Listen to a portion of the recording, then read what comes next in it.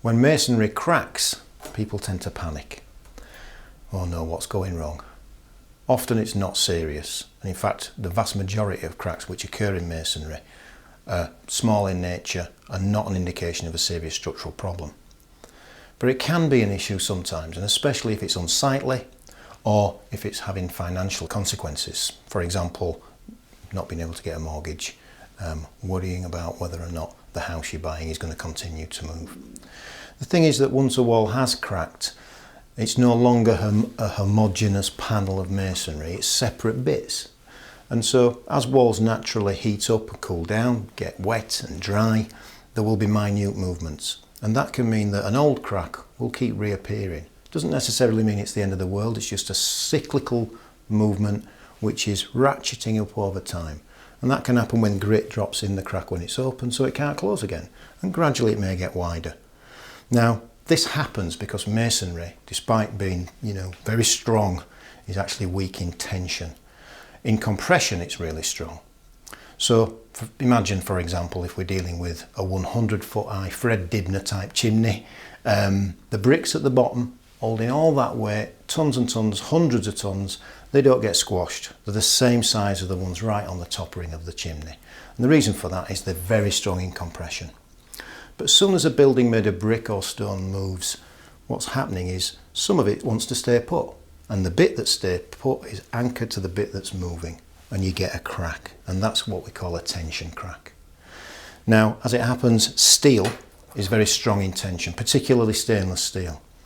It's why, for instance, you'll see concrete bridges going up and they've always got reinforcement in, because concrete's very strong in compression, and like any other masonry, it's very weak in tension, and the reinforcement gives the concrete the tensile strength it needs. And what we specialise in is going to older buildings which are cracked and giving them some help with tension. And that's done using the Helifix Helibars and Helibeams system. It's all based on stainless steel helical rods like this. The varying diameter, they're all flexible, but we can use 10mm, 8mm, 6, 4.5, and we'll specify the right one for the job because we want enough tensile strength, but not too much. Not too much shear strength. We want it to be able to bend slightly with the building, and that's why Helifix call it a stress-free system, and it is stress-free in that regard. So, how does it work? The wall's cracked, the crack keeps reappearing, it's causing a problem. We'll come along and do a survey for you. We'll specify the right approach. We may specify nothing, a simple repoint. On the other hand, some crack stitching may be needed. At the far end of the intervention, there may be a need to put some helibeam work in to make some masonry beams from the masonry and give it some real strength. And there's a lot of cost implications in this, so of course we've got to take our time and do it properly and make sure we specify an adequate repair which will do the job for you, but not waste money. We need to make sure we don't over egg the custard, so to speak. Now, all helibars are installed in bed joints.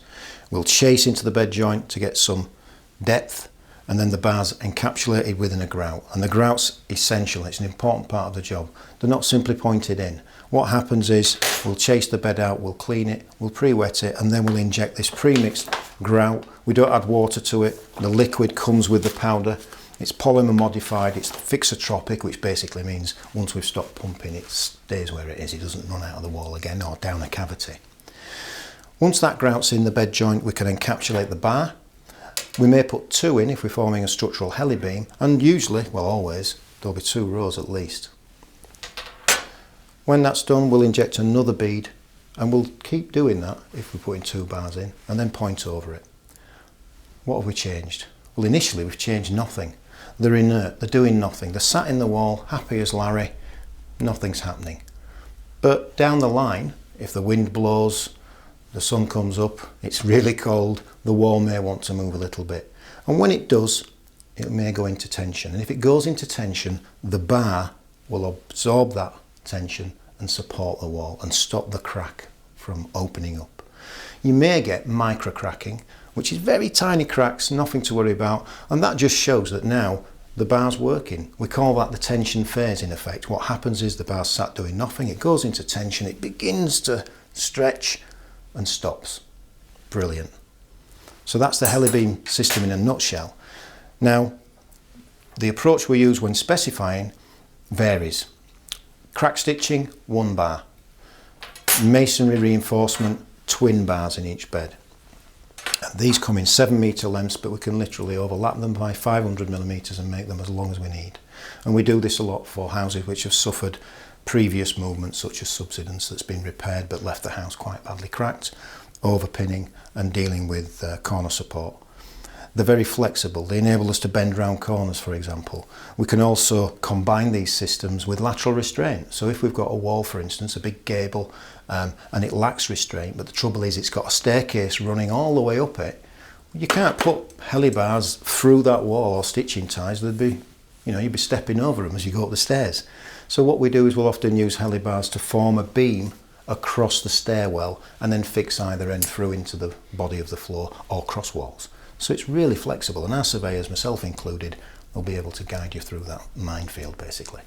But the important thing is the diligence that needs to be applied when installing these. For example, if there are any cracks running through the wall, they need to be pointed in depth to make sure that they don't leave bar naked when crossing that back, because helibar will bend and it's relatively weak in compression. So we don't want to leave any naked bits, and that's one of the reasons why you need approved installers to carry out this type of work. We can guarantee it, we can issue insurance to cover the repair, but moreover the technicians are trained, the surveyors are trained, and we know its limitations as well as its advantages, and that's essential if we're going to end up with a credible repair and a property that's going to stand the test of time.